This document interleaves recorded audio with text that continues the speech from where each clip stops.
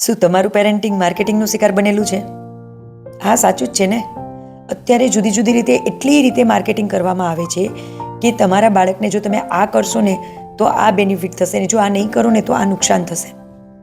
એની રીતે ખોટા પણ નથી, પણ આપણે તો વિચારવું જોઈએ ને, કારણ કે આ આપણા બાળકનો સવાલ છે. અત્યારે માર્કેટિંગ બાળકોના ક્લોથ્સ હોય, બાળકોનું ફૂડ હોય, બાળકોનું એજ્યુકેશન હોય કે હેલ્થ હોય, દરેકમાં અલગ અલગ રીતે કરવામાં આવે છે.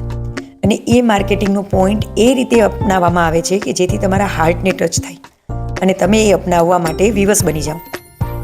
જેમ કે તમને એક ફૂડ માટેની એડવર્ટાઇઝિંગ આવે છે કે બાળકોને ભૂખ લાગી છે તો તમે ક્વિક કોઈ નૂડલ્સ બનાવીને આપી શકો છો, અને એમાં એ લોકો ફેમિલી વેલ્યુ સમજાવે છે.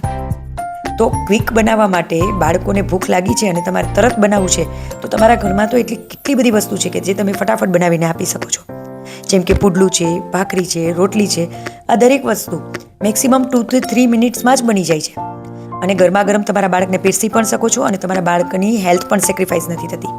જ્યારે બહારની આર્ટિફિશિયલ કે પ્રિઝર્વેટિવ વસ્તુ તમે જ્યારે લો છો ને એમાં આર્ટિફિશિયલ કલર્સ છે, પ્રિઝર્વેટિવ છે, ઘણી બધી સાયન્ટિફિક કરતા મસાલા પણ છે જે બાળકોની બ્રેઇન પર અને ફિઝિકલી હેલ્થ પર લાંબા સમયે ખૂબ ખરાબ અસર કરે છે. તો આ વસ્તુ થોડી વિચારી માર્કેટિંગ સ્ટ્રેટર્જીમાં ફસાયા વગર આપણા બાળકો માટે જે હેલ્ધી છે, જે સારું છે અને જે સરળ છે ને એ અપનાવીએ.